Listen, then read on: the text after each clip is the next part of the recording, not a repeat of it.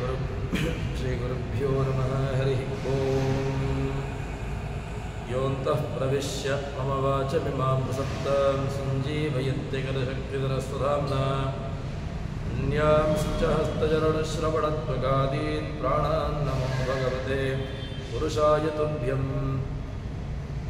भवत्यदनुभवादेडमो कोऽपि वाग्मी जडमतिरपि जन्तुर्जायते प्राज्ञमूलिः सकलवचनचेतो देवता भारती सा मम भजे भक्तां सन्निधिं मानसे च तपोविद्याविरक्त्यादिसद्गुणोघाकरानहं वादिराजगुरून् वन्दे हयग्रीवपदाश्रयान् पूज्याय राघवेन्द्राय सत्यधर्मरताय च भजतां कल्पवृक्षाय नमतां कामधेनवे ब्रह्मचर्य हरिप्रीतिसुविद्यावादशालिनः इष्टदान् कष्टहर्तॄन्नः विद्यामान्यान् मुनीन् नमः श्रीगुरुभ्यो नमः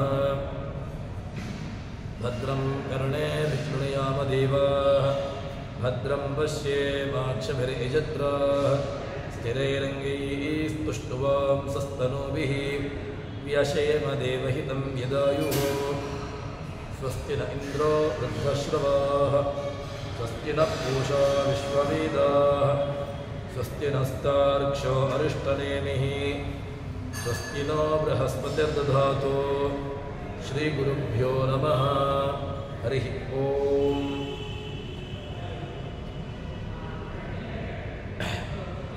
प्रणवोधनुः शरोह्यात्मा ब्रह्मतल्लक्ष्यमुच्यते ಅಪ್ರವತ್ತೇನ ವೇದ್ಧವ್ಯಂ ಶರವತ್ತನ್ಮಯೋ ಭವೇತ್ ಎಂಬುದಾಗಿ ಪ್ರಣಬೋಧನೋ ಅಂತ ಹೇಳಿಕೊಂಡು ಯಾವ ಗುರಿಯನ್ನು ನಾವು ಇಟ್ಟುಕೊಳ್ಳಬೇಕು, ಯಾವುದು ನಮ್ಮ ಬಿಲ್ಲಿನ ಸ್ಥಾನದಲ್ಲಿ ಬಾಣ, ಇದೆಲ್ಲವನ್ನೂ ಕೂಡ ನಮಗೆ ಉಪನಿಷತ್ತು ಚಿಂತನೆ ಮಾಡಿಕೊಡ್ತದೆ. ಓಂಕಾರ ಇಡೀ ಸಮಗ್ರವಾಗಿರತಕ್ಕಂತಹ ವೇದಗಳು, ಅದು ಬಿಲ್ಲಿನ ಸ್ಥಾನ. ಅದೇ ರೀತಿಯಾಗಿ ಮನಸ್ಸು ಇದು ಬಾಣ. ಬಿಲ್ಲು ಮತ್ತು ಬಾಣಗಳ ಮೂಲಕವಾಗಿ ಎಲ್ಲಿ ನಮ್ಮ ಗುರಿ ಇರಬೇಕು ಅಂತ ಕೇಳಿದರೆ ಬ್ರಹ್ಮತಲ್ ಲಕ್ಷ್ಯ ಉಚ್ಯತೆ. ನಮ್ಮ ಲಕ್ಷ್ಯವಾಗಿರತಕ್ಕಂತಹ ಸ್ಥಾನ ಅದು ಬ್ರಹ್ಮ. ಅಂದರೆ ಭಗವಂತ ನಮಗೆ ಆರಂಭದ ಸ್ಥಾನವಾಗಿರ್ತಾನೆ ಎಂಬುದಾಗಿ ಹೇಳಿಕೊಡ್ತಾರೆ. ತದನಂತರದಲ್ಲಿ ಇಡೀ ಜಗತ್ತು ಯಾರಲ್ಲಿ ಆಶ್ರಿತವಾಗಿದೆ ಅಂತ ಕೇಳಿದಾಗ ದ್ಯೌಹು ಪೃಥಿವಿ ಅಂತರಿಕ್ಷಂ ಎಲ್ಲವೂ ಕೂಡ, ದ್ಯು ಭೂಮಿ ಅಂತರಿಕ್ಷ ಎಲ್ಲವುಗಳು ಕೂಡ ಯಾರಲ್ಲಿ ಆಶ್ರಿತವಾಗಿದೆ ಅಂತ ಹೇಳಿದರೆ ಉಪನಿಷತ್ತು ಕೊಡತಕ್ಕಂತಹ ಉತ್ತರ ತಮೈವೈಕಂ ಜಾನಥ. ಭಗವಂತನಲ್ಲಿ ಇಡೀ ಜಗತ್ತು ಆಶ್ರಿತವಾಗಿದೆ. ಆದ್ದರಿಂದಾಗಿ ಅವನನ್ನು ತಿಳ್ಕೊಳ್ಳಬೇಕು. ತಮೈವ ಏಕಂ ಜಾನಥ, ತಿಳ್ಕೊಳ್ಳಬೇಕು ಅಂತ ಆದರೆ ಇನ್ನಿತರವಾದ್ದನ್ನೇ ಯಾವುದೂ ಕೂಡ ತಿಳ್ಕೊಳ್ಳಿಕ್ಕಿಲ್ಲ, ಅವನನ್ನೇ ತಿಳ್ಕೊಳ್ಬೇಕು ಎಂಬುದಾಗಿ ಉಪನಿಷತ್ತು ಹೇಳ್ತದೆ. ಯಾಕೆ ಅಂತ ಕೇಳಿದರೆ ಅವನನ್ನು ತಿಳ್ಕೊಳ್ಬೇಕು. ಅವನನ್ನು ತಿಳ್ಕೊಂಡದ್ರಿಂದಾಗಿ ಮುಖ್ಯವಾಗಿರ್ತಕ್ಕಂತಹದ್ದು ಆಗ್ತದೆ ನಮಗೆ. ಅದೇನು ಅಂತ ಕೇಳಿದರೆ ಅಮೃತಸ್ಯೈಷ ಸೇತು, ಅವನು ಅಮೃತತ್ವಕ್ಕೆ ಕಾರಣನಾಗಿದ್ದಾನೆ. ನಮಗೆ ವ್ಯಾಸರು ಕೊಟ್ಟಿರತಕ್ಕಂತಹ ಸೂತ್ರ ಮುಕ್ತೋಪಸೃಪ್ಯ ವ್ಯಪದೇಶಾತ್ ಅಂತ ವ್ಯಾಸರ ಸೂತ್ರ. ವೇದವ್ಯಾಸರು ಮುಕ್ತೋಪಸೃಪ್ಯ ವ್ಯಪದೇಶಾತ್ ಅಂತ ಹೇಳಿಕೊಂಡು ಮುಕ್ತೈ ಉಪಸೃಪ್ಯಮಾನತ್ವ, ಈ ಗುಣ ಇದು ಬೇರೆ ಯಾರಲ್ಲೂ ಕೂಡ ಕೂಡೋದಿಲ್ಲ. ಮುಕ್ತರು ಹೊಂದಬೇಕು ಅಂತಾದರೆ ಮುಕ್ತರಿಂದ ಗಮ್ಯನಾಗಿರ್ತಕ್ಕಂಥವನು ಯಾರು? ಮುಕ್ತೋಪಸೃಪ್ಯ, ಮುಕ್ತರಿಂದಾಗಿ ಗಮ್ಯ ಯಾರು? ಅದು ಭಗವಂತ. ಮುಕ್ತನಿಂದಾಗಿ ಹೊಂದಲ್ಪಡಲಿಕ್ಕೆ ಯೋಗ್ಯನಾಗಿರ್ತಕ್ಕಂಥವನು. ಅದಕ್ಕೋಸ್ಕರ ಉಪನಿಷತ್ತು ಹೇಳಿದಂತಹ ಶಬ್ದ ಯಾವುದು ಅಂತ ಕೇಳಿದ್ರೆ ಅಮೃತಸ್ಯೈಷ ಸೇತು, ಭಗವಂತನೇ. ಭಗವಂತ ಅಮೃತತ್ವಕ್ಕೆ ಕಾರಣ. ಅವನು ಮುಖ್ಯನಾಗಿ ಒಂದು ಸೇತುವೆಯ ರೀತಿಯಲ್ಲಿ ಇದ್ದಾನೆ ಎಂಬುದಾಗಿ ನಮಗೆ ತಿಳಿಸಿಕೊಡ್ತದೆ. ತದನಂತರದಲ್ಲಿ ಉಪನಿಷತ್ತು ಭಗವಂತನ ಸರ್ವ ವ್ಯಾಪಾರ ಅವನು ಇಡೀ ಜಗತ್ತಿನ ನಿರ್ವಹಣೆಯನ್ನು ಮಾಡ್ತಾನೆ ಅಂತ ಹೇಳ್ತದೆ ಅಲ್ವಾ. ಸಕಲ ವ್ಯಾಪಾರ, ಎಲ್ಲ ಜೀವರಾಶಿಗಳ ವ್ಯಾಪಾರವನ್ನು ಭಗವಂತ ಮಾಡ್ತಾನೆ ಅಂತ ಹೇಳ್ತಾರೆ. ಇಡೀ ಜಗತ್ತಿನ ಎಲ್ಲ ವ್ಯಾಪಾರವನ್ನು ಮಾಡತಕ್ಕಂತಹ ಭಗವಂತನಿಗೆ ಆ ಉಪನಿಷತ್ತು ಹೇಳ್ತಕ್ಕಂತಹ ವ್ಯವಸ್ಥೆ ಏನು ಅಂತ ಕೇಳಿದ್ರೆ, ಅರಾಹ ಇವರ್ತನಾಭೋ ಸಂಹತ ಯತ್ರ ನಾಢ್ಯ ಸಹ ಯೇಷು ಅಂತಶ್ಚರತೆ ಬಹುಧಾ ಜಾಯಮಾನಃ. ಅರಾಯವರ್ತನಾಭೋ ಪ್ರಾಣೇ ಸರ್ವಂ ಪ್ರತಿಷ್ಠಿತಂ ಋಚೋ ಯಜೋಂಶಿ ಸಾಮಾನಿ ಯಜ್ಜ ಕ್ಷತ್ರಂಚ ಬ್ರಹ್ಮಚ. ಹೀಗೆ ಇದೇ ರೀತಿಯಾಗಿರತಕ್ಕಂತಹ ಮಂತ್ರ ನಮಗೆ ಇನ್ನೊಂದು ಕಡೆಯಲ್ಲೂ ಕೂಡ ಬರ್ತದೆ. ಇಲ್ಲಿ ಈ ಉಪನಿಷತ್ತಿನಲ್ಲಿ ಅಥರ್ವಣದಲ್ಲಿ ಹೇಳ್ತಕ್ಕಂತಹದ್ದು ಅರಾಹ ಇವರ್ತನಾಭೋ ಸಂಹತ ಯತ್ರ ನಾಢ್ಯ. ಹೇಗೆ ಅರಾಹ ಇವರ್ತನಾಭೋ ರಥಕ್ಕೆ ಇರತಕ್ಕಂತಹ ಚಕ್ರ, ಆ ಚಕ್ರ ಅದರಲ್ಲಿ ಮಧ್ಯಭಾಗದಲ್ಲಿ ಏನಾಗಿದೆ, ಎಲ್ಲ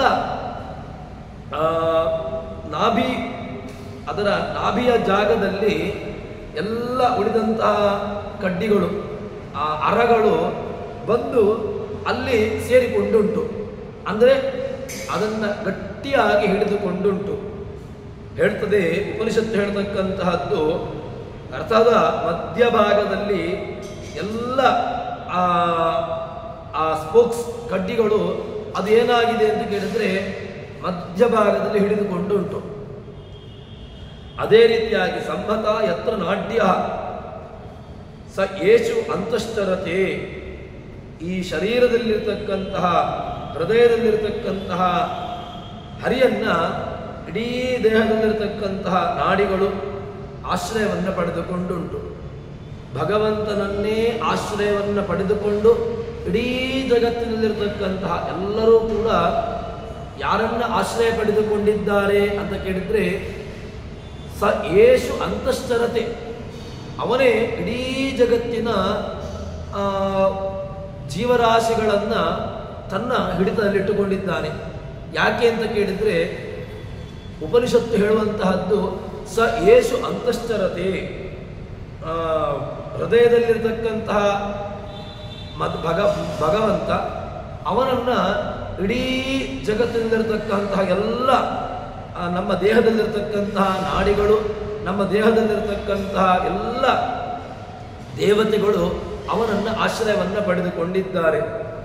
ಸ ಯೇಷು ಅಂತಶ್ಚರತೆ, ಅವ ಹೇಗಿದ್ದಾನೆ ಅಂತ ಕೇಳಿದ್ರೆ ಬಹುಧಾ ಜಾಯಮಾನ. ಭಗವಂತ ಅನೇಕ ರೂಪಗಳನ್ನು ಹೊಂದಿದ್ದಾನೆ. ವಿಶ್ವಾದಿ ರೂಪಗಳು, ಅದೇ ರೀತಿಯಾಗಿ ಅನಂತಾದಿ ರೂಪಗಳು, ವಾಸುದೇವಾದಿ ರೂಪಗಳು, ಎಲ್ಲ ರೂಪಗಳನ್ನು ಭಗವಂತ ಧಾರಣೆ ಮಾಡಿಕೊಳ್ತಾನೆ. ಅಂತಹ ಆ ಭಗವಂತನ ರೂಪಗಳನ್ನು ಆ ಶರೀರದಲ್ಲಿ ಹೇಗಿದ್ದಾನೆ ಅಂತ ಕೇಳಿದರೆ ವಿಶ್ವಾದಿ ರೂಪಗಳು, ವಿಶ್ವ, ತೈಯಸ, ಪ್ರಾಜ್ಞಾ, ಹೀಗೆ ಅನೇಕ ರೂಪಗಳನ್ನು ಭಗವಂತ ತಾಳಿದ್ದಾನೆ. ಅದೇ ರೀತಿಯಾಗಿ ಬಹುರೂಪಗಳು, ಅಷ್ಟು ಮಾತ್ರವಲ್ಲದೆ ಜಾಗೃತ, ಸ್ವಪ್ನ, ಸುಷುಪ್ತಿ, ಈ ಒಂದು ಅವಸ್ಥೆಗಳನ್ನು ಕೂಡ ಭಗವಂತ ತನ್ನ ನಿಯಮನೆಯಲ್ಲಿಟ್ಟುಕೊಂಡಿದ್ದಾನೆ.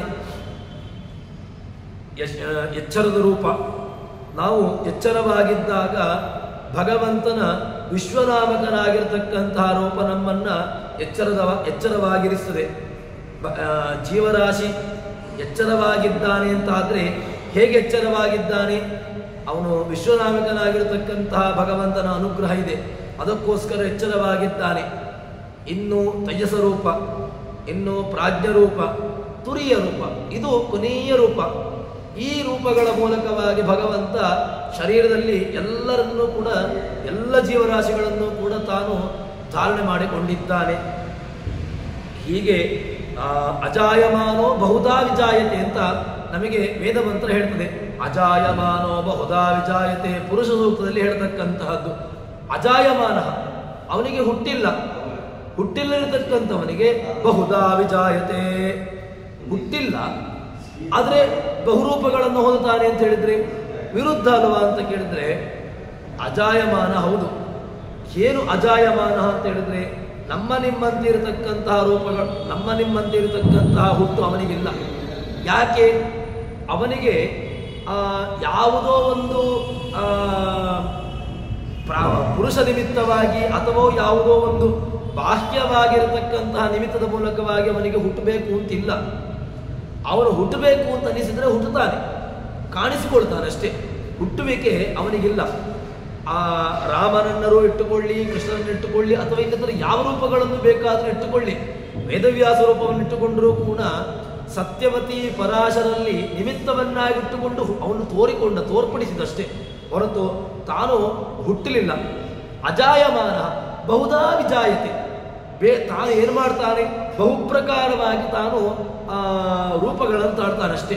ವಿಶ್ವಾದ ರೂಪಗಳನ್ನು ಇಟ್ಟುಕೊಳ್ಳಿ, ಅವನನ್ನು ಒಂದು ರೂಪವನ್ನು ಇಟ್ಟುಕೊಳ್ಬೋದು, ಅವನನ್ನು 4 ರೂಪಗಳನ್ನು ಇಟ್ಟುಕೊಳ್ಬೋದು, ದಶರೂಪಗಳನ್ನು ಇಟ್ಟುಕೊಳ್ಬೋದು, ಅನಂತ ರೂಪಗಳನ್ನು. ಹೀಗೆ ಅಜಾಯಮಾನನಾಗಿರತಕ್ಕಂತಹ ಭಗವಂತನಿಗೆ ಬಹುಧಾ ರೂಪವತ್ವವನ್ನು ಹೇಳುವಂತಹದ್ದಷ್ಟೇ. ಅದನ್ನು ನಮಗೆ ಈ ಅಥರ್ವಣೋಪನಿಷತ್ತು ಹೇಳುವಂತಹದ್ದು ಕ್ರಮ ಹೇಗೆ ಅಂತ ಕೇಳಿದರೆ, ಸ ಏಷು ಅಂತಶ್ಚರತೆ, ಅವನು ಹೃದಯದ ನರನಾಡಿಗಳಲ್ಲಿ ತಾನು ಸಂಚಾರವನ್ನು ಮಾಡ್ತಾನೆ. ಸಂಚಾರವನ್ನು ಮಾಡಿ ಸ ಏಷು ಅಂತಶ್ಚರತೆ ಬಹುಧಾ ಜಾಯಮಾನ, ಬಹುರೂಪನಾಗಿ ವ್ಯಕ್ತನಾಗ್ತಾನೆ. ಜಾಗೃತಾದಿ ಅವಸ್ಥೆಗಳನ್ನು ಜೀವರಿಗಳಿಗೆ ಜಾಗೃತ ಅವಸ್ಥೆ, ಜಾಗೃತ, ಸ್ವಪ್ನ, ಸುಷುಪ್ತಿ ಇತ್ಯಾದಿ ಅವಸ್ಥೆಗಳನ್ನು ನೀಡ್ತಾ ತಾನಿದ್ದಾನೆ. ಹೊರತು ಅವನು ಕಣ್ಣಿನಲ್ಲಿರ್ತಾನೆ, ಕಿವಿಯಲ್ಲಿರ್ತಾನೆ, ಭ್ರೂಮಧ್ಯಕ್ಕೆ ಹೋಗ್ತಾನೆ.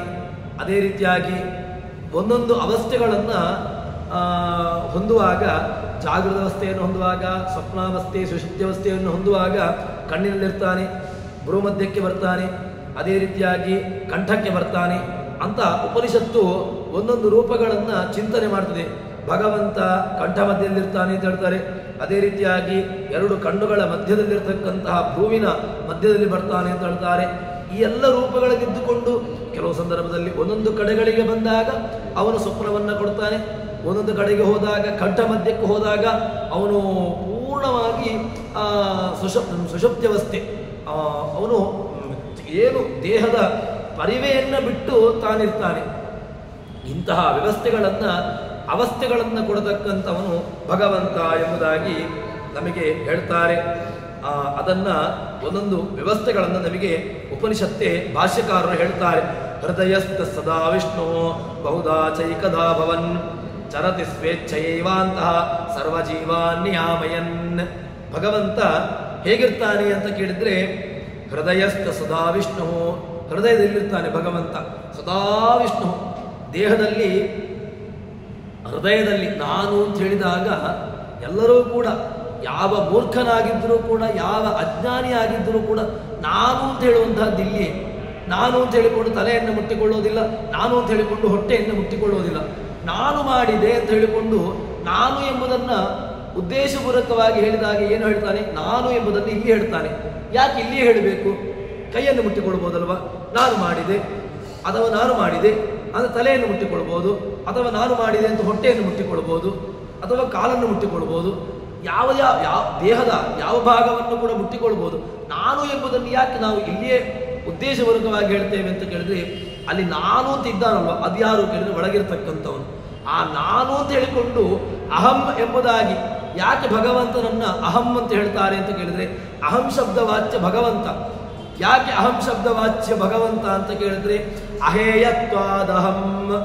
ಭಗವಂತ ಅಹೇಯ, ಹೇಯ ಅಲ್ಲ. ಅಂದರೆ ಹೇಯ ಅಲ್ಲ ಅಂತ ಕೇಳಿದ್ರೆ, ಯಾರನ್ನ ಬಿಟ್ಟು ನಮಗೆ ಇರಲಿಕ್ಕೆ ಆಗೋದಿಲ್ವೋ ಅದನ್ನು ನಾವು ಅಹಂ ಅಂತ ಕರಿತೇವೆ. ಯಾರನ್ನು ಬಿಟ್ಟು ಇರ್ಲಿಕ್ಕಾಗೋದಿಲ್ಲ, ಭಗವಂತನನ್ನು ಬಿಟ್ಟು ನನಗೆ ಇರ್ಲಿಕ್ಕಾಗೋದಿಲ್ಲ. ಭಗವಂತ ಈ ದೇಹವನ್ನು ಬಿಟ್ಟು ತಾನು ಹೊರಟು ಹೋದ ಅಂತ ಹೇಳಿದ್ರೆ, ಆವಾಗ ಒಳಗಿರ್ತಕ್ಕಂಥವನಿಗೆ ಅಸ್ತಿತ್ವನೇ ಇಲ್ಲ. ಒಳಗಿರ್ತಕ್ಕಂತಹ ಜೀವನಿಗೆ ಅಸ್ತಿತ್ವ ಎಲ್ಲಿಂದ? ಅವನಿಗೆ ಅಸ್ತಿತ್ವ ಇರಬೇಕು ಅಂತಾದ್ರೆ ಒಳಗಿರ್ತಕ್ಕಂಥವನು ಒಬ್ಬ ಇರಬೇಕು. ಅದು ಯಾರು? ಅಹೇಯ. ಅಹೇಯನಾಗಿ ಇದ್ದಾನಲ್ವ, ಅದು ಭಗವಂತ. ಅದಕ್ಕೋಸ್ಕರ ಅಹೇಯತ್ವಾತ್ ಅಹಂ ಬ್ರಹ್ಮ. ಬ್ರಹ್ಮನು ಅಹಂ. ನಾವು ಅಹಂ ಅಹಂ ಅಹಂ ಅಂತ ಹೇಳ್ತೇವೆ. ಏನು ಅಹಂ? ನಮಗೆ ಅಹಂ ಶಬ್ದ ವಾಚ್ಯತ್ವ ಇಲ್ಲವೇ ಇಲ್ಲ. ಅಹಂ ಶಬ್ದ ಪೂರ್ಣವಾಗಿ ಕೂಡುವಂತಹದ್ದು ಯಾರಿಗೆ ಅಂತ ಕೇಳಿದ್ರೆ ಅದು ಭಗವಂತನಿಗೆ ಮಾತ್ರ. ಹಾಗೆ ಉಪನಿಷತ್ತು ಅದನ್ನು ತಿಳಿಸಿಕೊಡುತ್ತೆ. ಹೃದಯಸ್ಥ ಸದಾ ವಿಷ್ಣು ಬಹುದಾ ಚೈಕಧಾವನ್ನ ಬಹುದಾ ಏಕದ. ಬಹುರೂಪನೂ ಆಗ್ತಾನೆ, ಏಕರೂಪನೂ ಆಗ್ತಾನೆ ಎಂಬುದನ್ನು ತಿಳಿಸಿಕೊಡುತ್ತೆ. ಚರತಿ ಚರಗತಿ ಭಕ್ಷಣೆಯೋ. ಭಗವಂತ ಚರತಿ ಸ್ವೇಚ್ಛೈವ, ತನ್ನ ನಿಯಮನೆ ಒಳಗಪಟ್ಟುಕೊಂಡು ಅವನು ಚರತಿ. ಎಲ್ಲ ಕಡೆಗಳಲ್ಲೂ ಕೂಡ ಆ ದೇಹದಲ್ಲಿ, ನಾನು ಮೊದಲಿಗೆ ಹೇಳಿದೆ, ಕಣ್ಣಿಗೆ ಹೋಗ್ತಾನೆ, ಕಂಠಕ್ಕೆ ಹೋಗ್ತಾನೆ, ಅದೇ ರೀತಿಯಾಗಿ ದೇಹದಲ್ಲಿರ್ತಕ್ಕಂತಹ ಬೇರೆ ಬೇರೆ ನಾಡಿಗಳನ್ನು ಹೋಗ್ತಾನೆ ಅಂತ ಹೇಳ್ತಾನೆ. ಹೇಗೆ ಹೋಗ್ತಾನೆ, ಯಾಕೆ ಹೋಗ್ತಾನೆ ಅಂತ ಕೇಳಿದ್ರೆ ಸ್ವೇಚ್ಛೆಯೈವ, ತನ್ನ ನಿಯಮನೆ ಒಳಪಟ್ಟುಕೊಂಡು ತಾನು ಅವನು ಚಲನೆಯನ್ನು ಮಾಡ್ತಾನೆ. ನಾವು ನಮ್ಮ ಗಮನ ಅಥವಾ ನಾವು ಯಾವುದಾದ್ರೂ ಒಂದು ಕ್ರಿಯೆಯನ್ನು ಮಾಡಬೇಕು ಅಂತ ಆದರೆ ಅದು ಪರಾಧೀನವಾಗಿ ಆಗುವಂತಹದ್ದು. ಯಾಕೆ? ನನ್ನ ಕ್ರಿಯೆ ಅದು ಇನ್ನೊಂದರ ಅಧೀನವಾಗಿರತಕ್ಕಂತಹದ್ದು. ಸ್ವಾತಂತ್ರ್ಯ ಕ್ರಿಯೆ, ನನ್ನ ಕ್ರಿಯೆ ಸ್ವತಂತ್ರವಾಗಿಲ್ಲ. ಯಾಕೆ ಸ್ವತಂತ್ರವಾಗಿಲ್ಲ ಅಂತ ಕೇಳಿದ್ರೆ ಪೂರ್ಣವಾಗಿ ಸ್ವಾತಂತ್ರ್ಯ ನನ್ನಲ್ಲಿಲ್ಲ. ನನ್ನಲ್ಲಿ ಸ್ವಾತಂತ್ರ್ಯ ಇದ್ದಿದ್ರೆ ನಾನು ನನ್ನ ಕ್ರಿಯೆಗಳನ್ನು ನಾನು ಸ್ವತಂತ್ರನಾಗಿ ಮಾಡಬಹುದಿತ್ತು. ಆದರೆ ನನ್ನ ಕ್ರಿಯೆಗಳು ಪೂರ್ಣವಾಗಿ ಅದು ಅಸ್ವತಂತ್ರವಾಗಿರತಕ್ಕಂತಹದ್ದು. ಆದರೆ ಯಾರ ಕ್ರಿಯೆಗಳಿಗೂ ಯಾವುದಕ್ಕೂ ಕೂಡ ತಾನು ನಿಲುಕದೇ ಇರತಕ್ಕಂಥವನು ಯಾರು ಕೇಳಿದ್ರೆ ಭಗವಂತ. ಚರತಿ ಸ್ವೇಚ್ಛೈವ, ಅಂತಹ ಒಳಗಡೆ ಎಲ್ಲ ವ್ಯವಸ್ಥೆಗಳನ್ನು ತಾನು ಸಂಚಾರವನ್ನು ಮಾಡ್ತಾನೆ. ಸರ್ವ ಜೀವಾನ್ ನಿಯಾಮಯನ್, ಎಲ್ಲ ಜೀವರುಗಳನ್ನು ನಿಯಮನೆ ಮಾಡ್ತಾನೆ. ಯಾಕೆ ಅಂತ ಕೇಳಿದ್ರೆ ಪ್ರಸಿದ್ಧವಾಗಿರತಕ್ಕಂತಹ ತತ್ರ ತತ್ರ ಸ್ಥಿತೋ ವಿಷ್ಣು ತತ್ತಚ್ಛಕ್ತಿ ಪ್ರಬೋದಯನ್ ಏಕ ಏವ ಮಹಾಶಕ್ತಿ ಕುರುತೆ ಸರ್ವಮಂಜಸ. ತತ್ರ ತತ್ರ ಸ್ಥಿತೋ ವಿಷ್ಣು, ಅಲ್ಲಲ್ಲಲ್ಲಿರತಕ್ಕಂತಹ ಪದಾರ್ಥಗಳಲ್ಲಿದ್ದಾನೆ ಭಗವಂತ. ಎಲ್ಲಿದ್ದಾನೆ ಅಂತ ಕೇಳಿದ್ರೆ ಕೇವಲ ಒಂದು ಪ್ರತಿಮೆ, ಒಂದು ಕಲ್ಲಿನ ಪ್ರತಿಮೆಯಲ್ಲಿ ಮಾತ್ರ ಇದ್ದಾನೆ ಅಥವಾ ಲೋಹದ ಪ್ರತಿಮೆಯಲ್ಲಿ ಮಾತ್ರ ಇದ್ದಾನೆ ಇಲ್ಲ, ಅಲ್ಲಿ ಮಾತ್ರ ಇರಬೇಕು ಅಂತಿಲ್ಲ. ಯಾಕೆ ಅಂತ ಕೇಳಿದ್ರೆ ಎಲ್ಲ ಕಡೆ ವ್ಯಾಪ್ತನಾಗಿರತಕ್ಕಂತಹ ಭಗವಂತ ಅಲ್ಲಿದ್ದಾನೆ ಅಷ್ಟೇ. ಏನು ಚಿಂತನೆ ಅಂತ ಕೇಳಿದ್ರೆ, ಆಚಾರ್ಯರ ಚಿಂತನೆ ಏನು ಅಂತ ಕೇಳಿದ್ರೆ ಎಲ್ಲ ಕಡೆಗಳಲ್ಲೂ ವ್ಯಾಪ್ತನಾಗಿದ್ದಾನಲ್ವ, ಆ ಎಲ್ಲ ಕಡೆ ವ್ಯಾಪ್ತನಾಗಿರತಕ್ಕಂತಹ ಭಗವಂತ ಅಲ್ಲಿದ್ದಾನೆ. ನಮಗೆ ಎಲ್ಲ ಕಡೆಗಳಲ್ಲಿ ಕಾಣತಕ್ಕಂತಹ ಸಾಮರ್ಥ್ಯ ನಮಗಿಲ್ಲ. ಅದಕ್ಕೋಸ್ಕರ ನಾವೇನು ಮಾಡ್ತೇವೆ, ಅಲ್ಲೊಂದು ಆ ನಿಯಮವನ್ನು ಅಲ್ಲೊಂದು ನೋಡಿ ಅದನ್ನು ಒಂದು ವ್ಯವಸ್ಥೆಯನ್ನು ಇಟ್ಟುಕೊಳ್ತೇವೆ. ಒಂದು ಪ್ರತಿಮೆಯೋ ಅಥವಾ ಒಂದು ಅಗ್ನಿಯೋ ಅಥವಾ ಒಂದು ಕಲಶವೋ ಅಥವಾ ಒಂದು ಮಂಡಲವೋ ಏನೋ ಒಂದು ನಮಗೆ ಬೇಕು. ತಂತ್ರಸಾರ ಸಂಗ್ರಹದಲ್ಲಿ ಒಳ್ಳೆಯ ಪ್ರಮಾಣವನ್ನು ಹೇಳ್ತಾರೆ. ಪೂಜ್ಯಶ್ಚ ಭಗವಾನಿತ್ಯಂ ಚಕ್ರಾಬ್ಜಾದಿಕ ಮಂಡಲೇ ಅಚಲೇ ಹೃದಯೇ ವಾಪಿ ಚಲೇ ವಾ ಕೇವಲ ಸ್ಥಳೇ. ಇದು ನಮಗೆ ನಮ್ಮ ಆರಾಧನೆಗೆ ಮುಖ್ಯವಾಗಿರತಕ್ಕಂತಹ ಒಂದು ಅಧಿಷ್ಠಾನ. ಪೂಜ್ಯಶ್ಚ ಭಗವಾನಿತ್ಯಂ, ಭಗವಂತನನ್ನ ಆರಾಧನೆ ಮಾಡಬೇಕು. ಎಲ್ಲಿ ಮಾಡಬೇಕು ಅಂತ ಕೇಳಿದ್ರೆ ಚಕ್ರಾಬ್ಜವನ್ನ ಮಂಡಲವನ್ನು ಹಾಕಿ, ಭದ್ರಕ ಮಂಡಲವನ್ನು ಹಾಕಿ, ಅಥವಾ ಇನ್ನಿತರವಾಗಿರತಕ್ಕಂತಹ ಮಂಡಲದಲ್ಲಿ ಆರಾಧನೆಯನ್ನು ಮಾಡಿ. ಅದರ ಎರಡನೇ ಪಾದ ಏನು ಹೇಳ್ತದೆ ಅಂತ ಕೇಳಿದ್ರೆ ಪೂಜ್ಯಶ್ಚ ಭಗವಾನಿತ್ಯಂ ಚಕ್ರಾಬ್ಜಾದಿಕ ಮಂಡಲೇ ಅಚಲೇ ಹೃದಯೇ ಚಲೇ ಕೇವಲ ಸ್ಥಳೇ. ಇದೆಲ್ಲ ಮಾಧ್ಯಮಗಳು ನಮಗೆ. ಯಾವುದು ಮಾಧ್ಯಮ? ಅಚಲೇ. ಅಚಲ ಪ್ರತಿಮೆಗಳು ಅಂತಿದ್ದಾರಪ್ಪ. ಅಚಲ ಪ್ರತಿಮೆಗಳು ಯಾವುದು? ಒಂದು ನಿರ್ದಿಷ್ಟವಾಗಿ ಒಂದೇ ಕಡೆ ಪ್ರತಿಷ್ಠಾಪಿತವಾಗಿರತಕ್ಕಂತಹ ಪ್ರತಿಮೆಗಳು, ದೇವಸ್ಥಾನದಲ್ಲಿ ಕಾಣತಕ್ಕಂತಹ ಪ್ರತಿಮೆಗಳು, ಅದು ಅಚಲ ಪ್ರತಿಮೆಗಳು. ಅದಕ್ಕೆ ಚಲನೆ ಇಲ್ಲ. ಯಾಕೆ? ಅದನ್ನು ಒಂದು ಬಾರಿ ಯಾವುದೋ ಒಂದು ಉತ್ತಮರ ಕೈಯಲ್ಲಿ ಅದನ್ನು ಪ್ರತಿಷ್ಠಾಪನೆ ಮಾಡಿದ ಮೇಲೆ, ಅಥವಾ ಹಿಂದಿನ ಯಾವುದೋ ಒಂದು ಜ್ಞಾನಿಗಳು ಅದನ್ನು ಪ್ರತಿಷ್ಠಾಪನೆ ಮಾಡಿದ ಮೇಲೆ ಅಲ್ಲಿ ಅಧಿಷ್ಠಾನ ಎಂಬುದುಂಟು. ಅದು ಅಚಲ ಪ್ರತಿಮೆ, ಅದರಲ್ಲಿ ಚಲನೆ ಇಲ್ಲ. ಅದು ಒಂದು ಕಡೆ ಪ್ರತಿಷ್ಠಾಪಿತವಾಗಿದೆ, ಅಲ್ಲಿ ಒಂದು ಸನ್ನಿಧಾನ ಉಂಟು. ಇನ್ನೊಂದು ಏನು ಅಂತ ಕೇಳಿದ್ರೆ ಚಲ ಪ್ರತಿಮೆಗಳು ಅಂತಿದ್ದಾರೆ. ಚಲ ಪ್ರತಿಮೆಗಳು ಯಾರು ಅಂತ ಕೇಳಿದ್ರೆ ಜ್ಞಾನಿಗಳು, ಗುರುಗಳು, ಹಿರಿಯರು, ಇವರೆಲ್ಲರೂ ಕೂಡ ನಮಗೆ ಚಲ ಪ್ರತಿಮೆಗಳು. ಇದನ್ನು ನಾವು ಅದಕ್ಕೋಸ್ಕರವಾಗಿ ಚಲ ಪ್ರತಿಮೆಗಳಲ್ಲಿ ನಾವು ದೇವರನ್ನ ಆರಾಧನೆ ಮಾಡುವಂತಹದ್ದು. ಒಳ್ಳೆಯ ಜ್ಞಾನಿಗಳನ್ನ ನಾವು ಯಾಕೆ ಗೌರವ ಕೊಡಬೇಕು ಅಂತ ಕೇಳಿದ್ರೆ, ಅವರೊಂದು ಭಗವಂತನ ಸ್ವರೂಪ, ಅಂದರೆ ಅವರಲ್ಲಿ ಭಗವಂತನ ಅಧಿಷ್ಠಾನ ಎಂಬುದನ್ನು ನಾವು ತಿಳ್ಕೊಳ್ಬೇಕು. ಅದಕ್ಕೋಸ್ಕರವಾಗಿ ಹಿರಿಯರನ್ನು ನಾವು ಗೌರವ ಕೊಡುವಂತಹದ್ದು. ಅದು ಚಲಪ್ರತಿಮೆಯಲ್ಲೂ ಕೂಡ ದೇವರನ್ನ ಆರಾಧನೆ ಮಾಡಬೇಕು ಅಂತಾಯ್ತು. ಅಚಲೇ ಹೃದಯ, ಇನ್ನೊಂದು ಎಲ್ಲಿ ಅಂತ ಕೇಳಿದ್ರೆ ಹೃದಯ, ಒಳ್ಳೆಯ ಸ್ಥಾನ.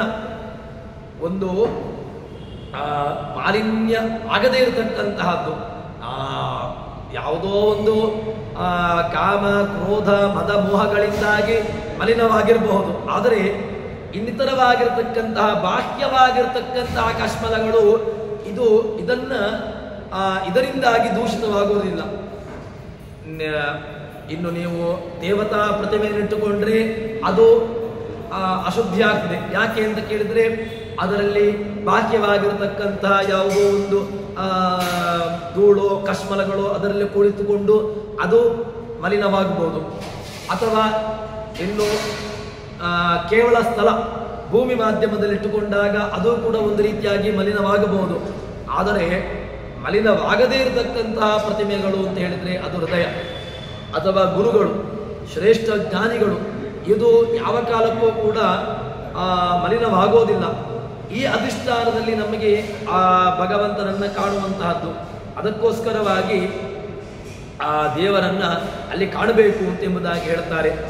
ಇದು ನಮಗೆ ಉಪನಿಷತ್ತು ಕೊಡುವಂತಹ ಚಿಂತನೆ. ಸರ್ವಜೀವಾನ್ಯಾಮಯನ್, ಎಲ್ಲ ಜೀವರುಗಳನ್ನು ನಿಯಮನೆ ಮಾಡ್ತಾನೆ. ಒಳಗಡೆ ಇದ್ದಾವಲ್ವ, ಒಳಗಡೆ ಇಲ್ಲದಿದ್ದರೆ ನಿಯಮನೆ ಮಾಡಲಿಕ್ಕೆ ಸಾಧ್ಯ ಇಲ್ಲ. ಭಗವಂತ ಆಯಾಯ ವಸ್ತುಗಳಲ್ಲಿ ತಾನಿದ್ದುಕೊಂಡು ಅವನು ಏನು ಮಾಡ್ತಾನೆ ಅಂತ ಕೇಳಿದರೆ, ಎಲ್ಲರನ್ನೂ ಕೂಡ ಅದನ್ನು ಒಂದು ಅವರವರ ಶಕ್ತಿಯನ್ನು ಅವನು ವ್ಯಕ್ತವಾಗುವಂತೆ ಮಾಡ್ತಾನೆ. ಅದನ್ನು ಹೇಳುವಂತಹದ್ದು ತತ್ರ ಸ್ಥಿತೋ ವಿಷ್ಣು ತತ್ತಚ್ಛಕ್ತಿ ಪ್ರಬೋಧಯನ್. ಆಯಾಯ ಶಕ್ತಿಗಳನ್ನು ಅವನು ಪ್ರಬೋಧನೆಗೊಳಿಸ್ತಾನೆ ಹೊರತು ತಾನು ಯಾವುದೋ ಒಂದು ಹೊರಗಿನ ತನ್ನ ವ್ಯವಸ್ಥೆಯನ್ನಲ್ಲಿ ತೋರಿಸಿಕೊಡೋದಿಲ್ಲ. ಹೀಗೆ ಹೇಳ್ತಾರೆ. ಹೀಗೆ ಭಗವಂತ ಏನು ಮಾಡಿದ್ದಾನೆ, ಎಲ್ಲ ಕಡೆಗಳಲ್ಲೂ ಕೂಡ ಅವನನ್ನ ಚಿಂತನೆ ಮಾಡಬೇಕು. ಎಲ್ಲ ಕಡೆಗಳಲ್ಲೂ ತಾನು ಇದ್ದಾನೆ ಎಂಬುದಾಗಿ ಹೇಳ್ತಾರೆ. ಸರಿ, ಅವನನ್ನ ಚಿಂತನೆ ಮಾಡಬೇಕು ಅಂತಾಯ್ತು. ಚಿಂತನೆ ಮಾಡಬೇಕಲ್ವಾ? ಚಿಂತನೆ ಮಾಡಬೇಕು ಅಂತಾದ್ರೆ ಹೇಗೆ, ಏನು ಅವನನ್ನು ಮಾಡ್ಲಿಕ್ಕೆ ಹೇಗೆ? ನಮಗೆ ಚಿಂತನೆ ಮಾಡುವಂತಹ ಬಗೆಯೇ ಗೊತ್ತಿಲ್ಲ. ಹೇಗೆ ಮಾಡಬೇಕು ಅಂತ ಕೇಳಿದ್ರೆ, ಓಮಿತ್ಯೇವಧ್ಯಾಯತ ಆತ್ಮಾನಂ ಸ್ವಸ್ತಿಭಃ ಪರಾಯ ತಮಸಃ ಪರಸ್ತಾತ್. ಅವನನ್ನ ಧ್ಯಾನ ಮಾಡಬೇಕು. ಹೇಗೆ ಧ್ಯಾನ ಮಾಡಬೇಕು ಅಂತ ಕೇಳಿದ್ರೆ, ಓಂ, ಏನಿದು ಓಂಕಾರ? ನಾವು ಓಂಕಾರವನ್ನು ಹೇಳುವಂತಹ ಚಿಂತನೆ ನಮಗೆ ಹೊರಟು ಹೋಗಿದೆ. ಓಂಕಾರದಲ್ಲಿ 8 ವ್ಯವಸ್ಥೆಗಳುಂಟು. ಏನಿದೆ ಅಂತ ಕೇಳಿದರೆ, ಅಕಾರ ಇದೆ, ಉಕಾರ ಇದೆ, ಮಕಾರ ಇದೆ. ಅಕಾರ, ಉಕಾರ, ಮಕಾರ, ನಾದ, ಬಿಂದು, ಘೋಷ, ಶಾಂತ, ಅತಿಶಾಂತ. ಈ 8 ರೂಪಗಳನ್ನು ನಾವು ಚಿಂತನೆ ಮಾಡ್ಬೋದು. ಈ 8 ರೂಪಗಳನ್ನು 8 ವಿಧವಾಗಿ ನಾವು ಇದನ್ನು ಚಿಂತನೆ ಮಾಡಲಿಕ್ಕೆ ಬರ್ತದೆ. 8 ರೂಪಗಳು ಅಂದರೆ, ಒಂದು ರೂಪ ಅಕಾರ ರೂಪ, ಉಕಾರ ರೂಪ, ಮಕಾರ ರೂಪ, ನಾದ, ಬಿಂದು, ಘೋಷ, ಶಾಂತ, ಅತಿಶಾಂತ. ಈ 8 ರೂಪಗಳನ್ನು 8 ರೀತಿಯಾಗಿರತಕ್ಕಂತಹ ವಿಧಾನದಲ್ಲಿ ಇದು ತೆರೆದುಕೊಳ್ತದೆ. ಓಂಕಾರವನ್ನು ವ್ಯಾಖ್ಯಾನ ಮಾಡಲಿಕ್ಕೆ ಷಡ್ಪ್ರಶ್ನ ಮುಂಡಕ ಮಾಂಡೂಕ್ಯ ಉಪನಿಷತ್ತುಗಳು, ಮುಂಡಕೋಪನಿಷತ್ತು ತುಂಬ ವಿಸ್ತಾರವಾಗಿ ಅದು ಹೇಳಿದೆ. ಓಂಕಾರವನ್ನು ಅದು ತೆರೆದಿಟ್ಟಂತಹ ಬಗೆ ತುಂಬ ಅದ್ಭುತವಾಗಿ. ಆ ಓಂಕಾರವನ್ನು ಕೇವಲ ನಾವು ಓಂ ಓಂ ಓಂ ಅಂತ ಹೇಳಿಬಿಡ್ತೇವೆ ಅಷ್ಟೇ ಹೊರತು ಆ ಓಂಕಾರದ ಚಿಂತನೆಯನ್ನು ನಾವು ಯಾವತ್ತೂ ಕೂಡ ಅದನ್ನು ಚಿಂತನೆ ಮಾಡಲಿಕ್ಕೆ ಹೋಗಲಿಲ್ಲ. ಅದಕ್ಕೋಸ್ಕರವಾಗಿ ಇಲ್ಲಿಯೂ ಕೂಡ ಆ ಮುಂಡಕೋಪನಿಷತ್ತು ಓಂಕಾರದವನ್ನು ಪೂರ್ತಿ ಅದು ಬಿಡಿಸಿಟ್ಟಿದೆ. ಇಲ್ಲಿ ನಮಗೆ ಕಿಂಚಿತ್ ಅದನ್ನು ಬಿಡಿಸಿಕೊಡ್ತದೆ. ಓಮಿತ್ಯೇವ ಧ್ಯಾಯತ, ನೀನು ಧ್ಯಾಯತ, ಇದು ಆರ್ಡರ್, ಧ್ಯಾಯತ ಅಂತ ಹೇಳಿಕೊಂಡು ವಿಧಿಯನ್ನು ಹೇಳಿದ್ದಾರೆ, ವಿಧಿಲಿಂಗ್ ಪ್ರಯೋಗವನ್ನು ಹೇಳಿದ್ದಾರೆ. ಧ್ಯಾಯತ, ಧ್ಯಾನವನ್ನು ಮಾಡಬೇಕು ಅಂತ. ಯಾಕೆ ಧ್ಯಾನವನ್ನು ಮಾಡಬೇಕು ಅಂತ ಹೇಳಿಕೊಂಡು ಹೇಳ್ತದೆ ಅಂತ ಕೇಳಿದ್ರೆ, ಓಂಕಾರಕ್ಕಿರತಕ್ಕಂತಹ ಅಷ್ಟು ಚಿಂತನೆ ಆಗಿದೆ. ಆಚಾರ್ಯರ ತಂತ್ರಸಾರ ಸಂಗ್ರಹದಲ್ಲಿ ಅದನ್ನು ಬಿಡಿಸ್ತಾ ಬರ್ತಾರೆ. ಮೊದಲಿಗೆ ಬಂದಿರತಕ್ಕಂತಹದ್ದು ಯಾವುದು ಅಂತ ಕೇಳಿದ್ರೆ ಓಂಕಾರ, ಪ್ರಣವ. ಪ್ರಣವದಿಂದಾಗಿ ಎಲ್ಲವೂ ಕೂಡ ಹೊರಕ್ಕೆ ಬಂತು. ಹೇಗೆ ಬಂತು ಅಂತ ಕೇಳಿದಾಗ, ಈ ಪ್ರಣವದಿಂದಾಗಿ, ಪ್ರಣವದ ಚಿಂತನೆ ಇಡೀ ಜಗತ್ತು. ನೀವು ಓಂಕಾರವು ಇದು ಸಣ್ಣ, ಇದು ಓಂ ಎಂಬುದನ್ನು ಒಂದು ಸಣ್ಣ ಚಿಂತನೆಯನ್ನಿಟ್ಟುಕೊಂಡ್ರೆ ಈಗ ಇದರಲ್ಲಿ ಏನಿದೆ ಗೊತ್ತುಂಟ? ಇದರಲ್ಲಿ ಎಲ್ಲ ವೇದಗಳು ಅಡಗಿಕೊಂಡುಂಟು. ಅನಂತ ವೇದಗಳು. ವೇದಗಳು 4 ಅಂತ ಕೇಳಿದ್ರೆ 4 ಅಲ್ಲ, 4 ಅಲ್ಲ, ಅನಂತಾಹ ವೈ ವೇದಾ. ವೇದ ನಮಗೆ ಸಿಗುವಂತಹದ್ದು, ಉಪಲಬ್ಧಿ ಇರುವಂತಹದ್ದು 4 ಮಾತ್ರ. ವೇದವ್ಯಾಸರು ಜೈಮಿನ್ಯಾದಿ ಋಷಿಗಳಿಗೆ ಕೊಟ್ಟದ್ದು ಏನು ಅಂತ ಕೇಳಿದ್ರೆ 4 ಮಾತ್ರ. ಅದರಲ್ಲಿ ಒಂದಷ್ಟು ಭಾಗಗಳು ಹೋಗಿದೆ, ಲುಪ್ತವಾಗಿದೆ ಅಂತ ಹೇಳ್ತಾರೆ. ಋಗ್ವೇದದಲ್ಲಿ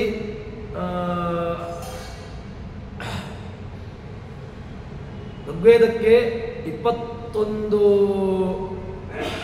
ಋಗ್ವೇದ ಯಜುರ್ವೇದದಲ್ಲಿ 12, ಸಾಮವೇದದಲ್ಲಿ 1000, ಋಗ್ವೇದದಲ್ಲಿ 21 ಶಾಖೆಗಳು ಅಂತ ಏನೋ ಹೀಗೆ ಅದನ್ನು ಹೇಳ್ತಾರೆ.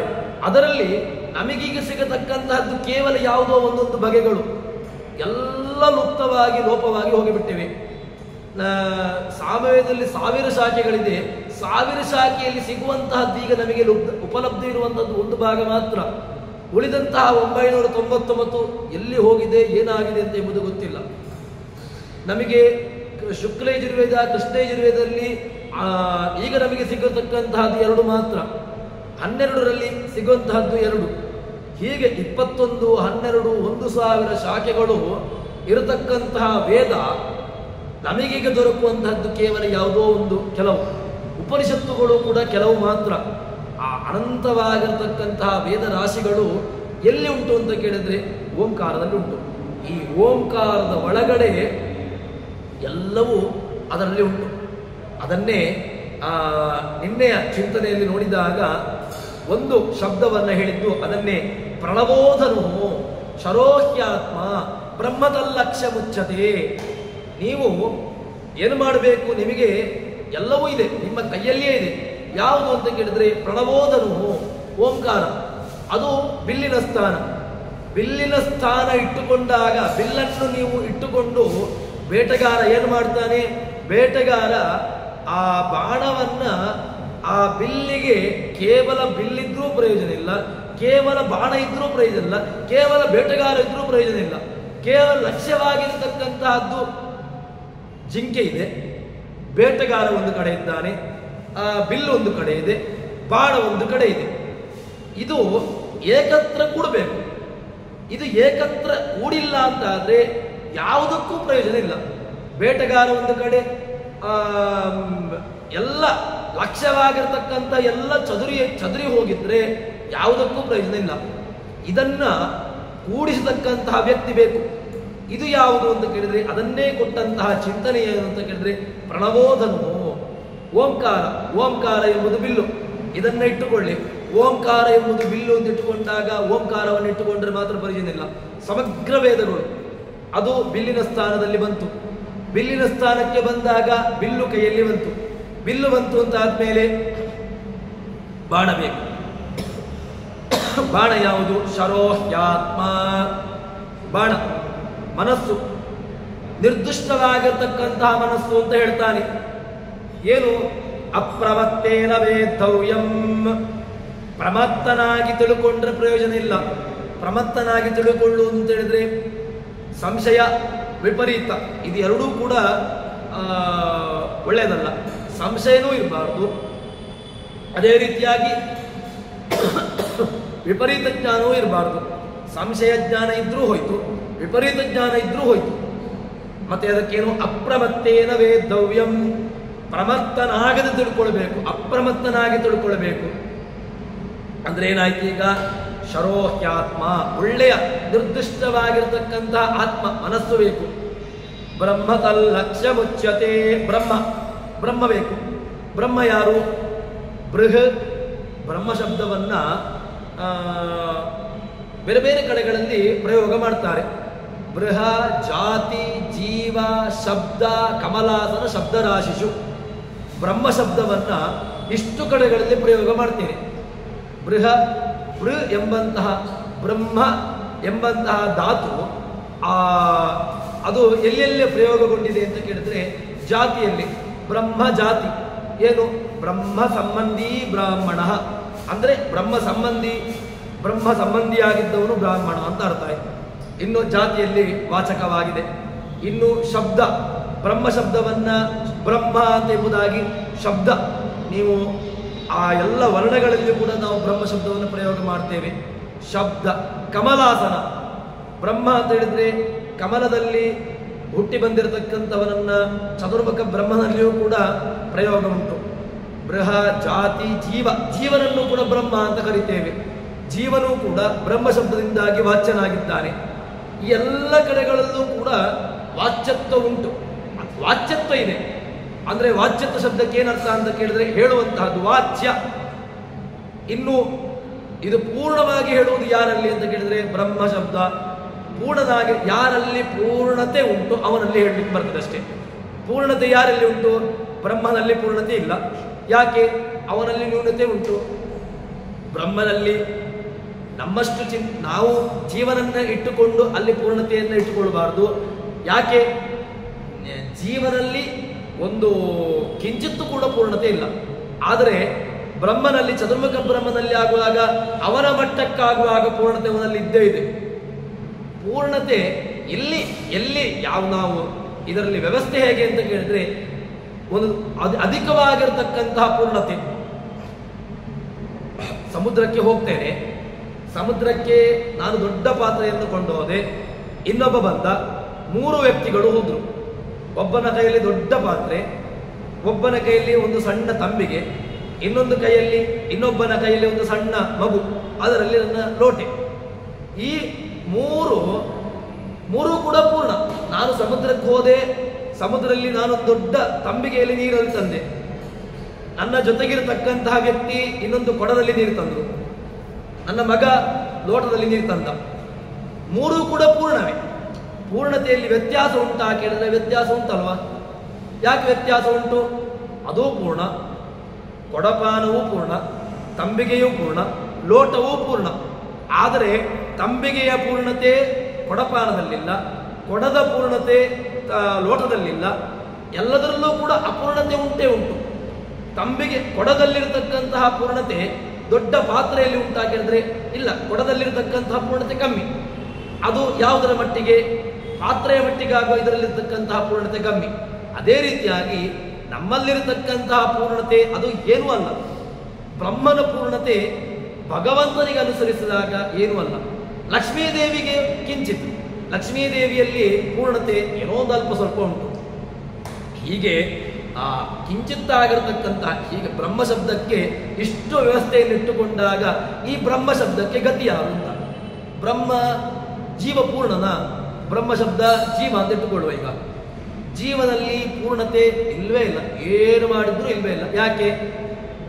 ನಾನು ದುಃಖವನ್ನು ಬರಬಾರ್ದು ಅಂತ ಅನಿಸಿಕೊಳ್ತೇನೆ. ಇಲ್ಲ, ನನ್ನವರು ಹೊರಟು ಹೋದಾಗ ನನಗೆ ದುಃಖವಾಗ್ತದೆ, ನನ್ನ ಮಗ ಹೊರಟು ಹೋದಾಗ ದುಃಖವಾಗ್ತದೆ, ನನಗೆ ಸಂಬಂಧಪಟ್ಟವರನ್ನು ಈ ದೇಹವನ್ನು ಬಿಟ್ಟು ಹೊರಟಾದ ದುಃಖವಾಗ್ತದೆ, ನನ್ನ ತಂದೆಯೋ ನನ್ನ ತಾಯಿಯೋ ನನಗೆ ಸಂಬಂಧಪಟ್ಟವರು ಹೊರಟು ಹೋದಾಗ ನನಗೆ ದುಃಖವಾಗ್ತದೆ.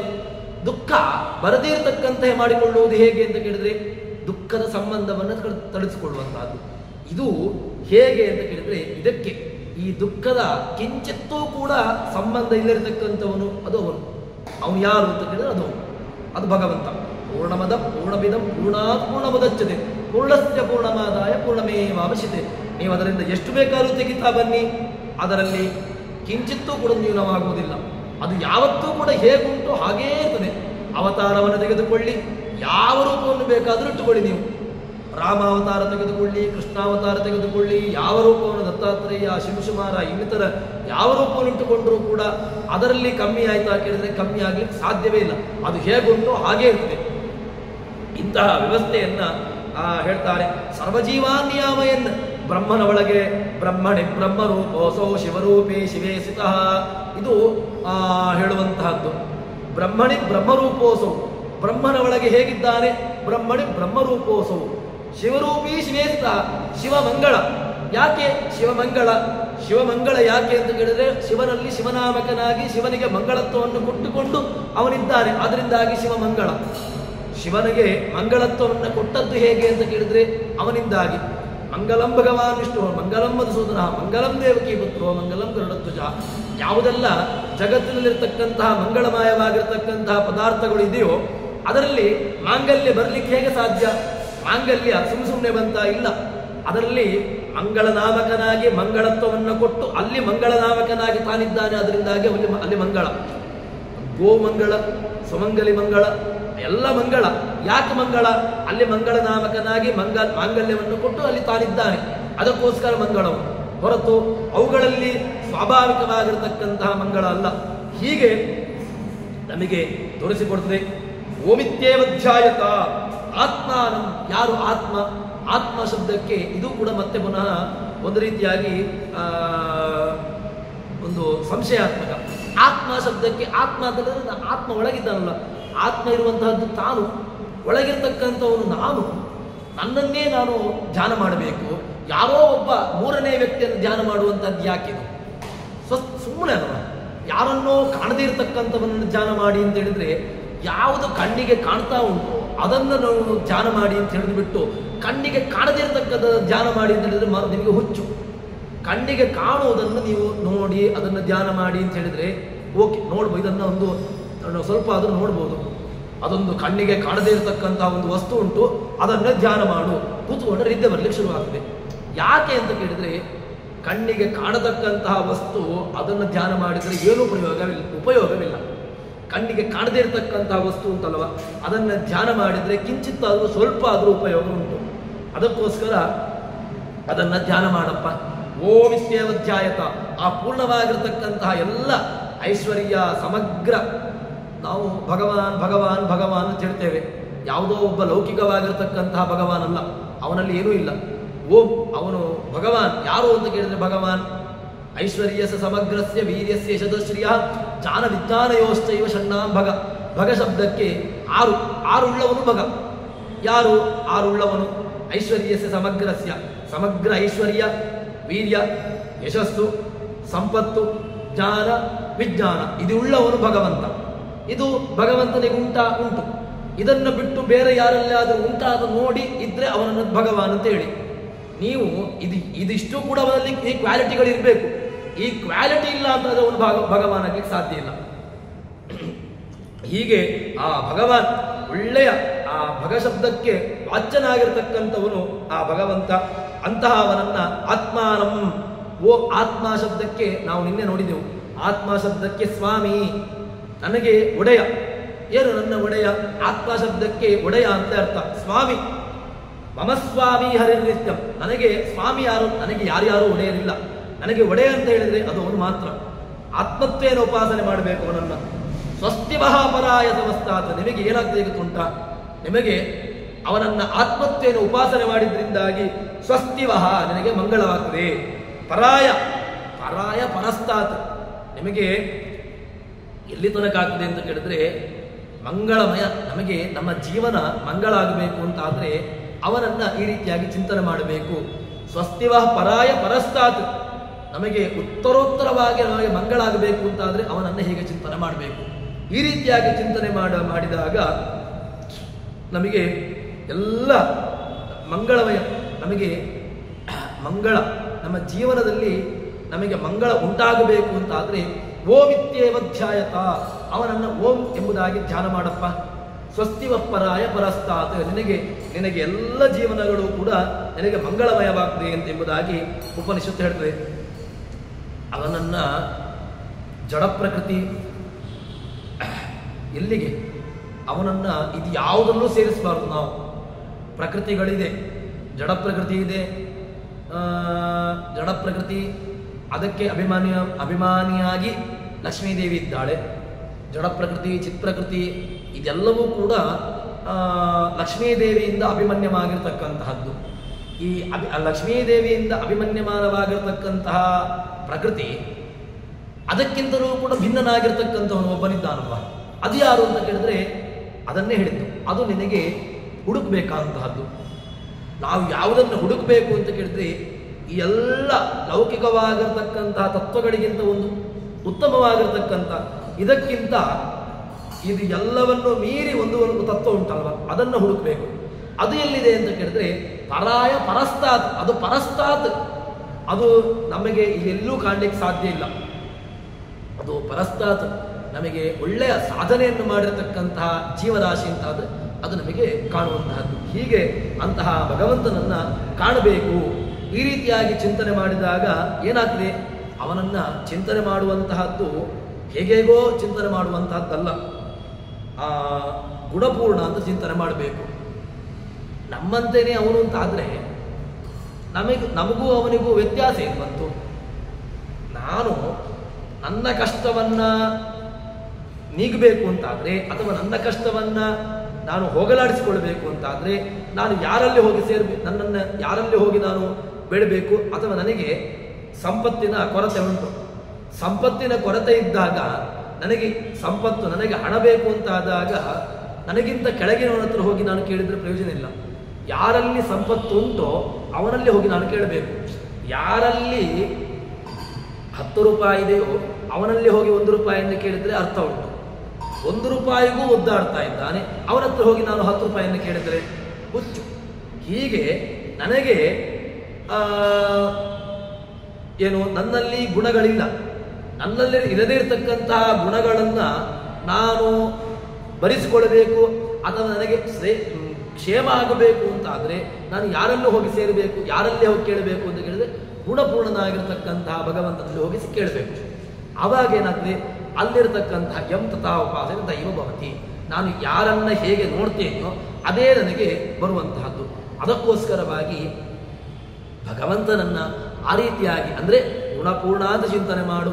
ಅವನನ್ನು ಎಲ್ಲದರಿಂದಲೂ ಕೂಡ ಪ್ರತಿಪಾದ್ಯಮಾನನಾಗಿರ್ತಕ್ಕಂಥವನು, ಓಂಕಾರ ಪ್ರತಿಪಾದ್ಯ, ವೇದ ಪ್ರತಿಪಾದ್ಯ, ಗುಣಪೂರ್ಣ. ಹೀಗೆ ಅವನನ್ನು ಚಿಂತನೆ ಮಾಡಿದಾಗ ನಮಗೆ ಸ್ವಸ್ತಿವಃ ಪರಾಯ ಪರಸ್ತಾತ್, ನನಗೆ ಮಂಗಳ ಉಂಟಾಗ್ತದೆ ಎಂಬುದನ್ನು ಉಪನಿಷತ್ತು, ಅಥರ್ವಣೋಪನಿಷತ್ತು ಅದರ ಆಂತರ್ಯವನ್ನು ನಮ್ಮ ಮುಂದಕ್ಕೆ ಇರ್ತಾ ಇದೆ. ಇನ್ನು ಮುಂದಿನ ಭಾಗವನ್ನು ಮುಂದಕ್ಕೆ ಸೇರಿದಾಗ ನೋಡೋಣ ಅಂತ ಹೇಳುವಲ್ಲಿ ಹರಿಪ್ರಿಯತಾ ಶ್ರೀಕೃಷ್ಣಾರ್ಪಿತಮಸ್ತು.